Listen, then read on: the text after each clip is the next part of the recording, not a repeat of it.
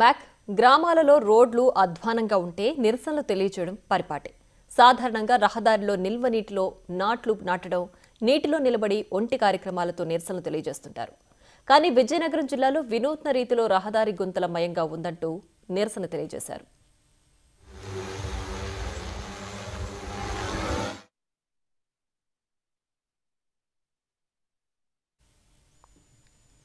విజయనగరం జిల్లా వంగర మండలం కొండవలస గ్రామం నుంచి బాగెమ్మపేట వరకు సుమారు 10 గ్రామాలున్నాయి. ఈ గ్రామాలకు వెళ్లే రహదారి నిరంతరం గుంతలమయం కావడం విశేషం. 2010 నుంచి ఇప్పటి వరకు కూడా రహదారి గుంతలమయం కావడంతో వాహనదారులు పడుతున్న ఇబ్బందులు ఇన్ని కావు. రాత్రివేళ ఈ రహదారిలో ప్రయాణించాలంటే ఎన్నో ఇబ్బందులు తప్పేవి కాదు.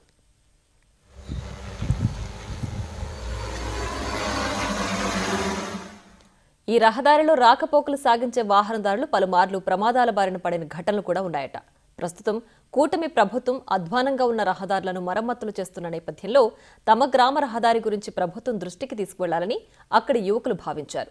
అయితే వినూత్నంగా నిరసన తెలిపితే ప్రభుత్వం తమ సమస్యను పరిష్కరిస్తుందన్న ధోరణితో యువకులు వినూత్నంగా తమ నిరసన తెలిపి రహదారిని అభివృద్ధి పరచాలని డిమాండ్ చేశారు.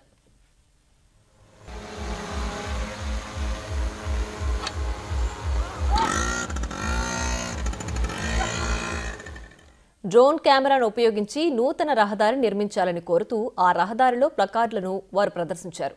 గుంతల రోడ్డుతో తాము ఎన్నో ఏళ్లుగా ఇబ్బందులు ఎదుర్కొంటున్నామని, వెంటనే ప్రభుత్వం స్పందించి తమ గ్రామాలకు రహదారి నిర్మించాలంటూ వారు ఆవేదన వ్యక్తం చేశారు.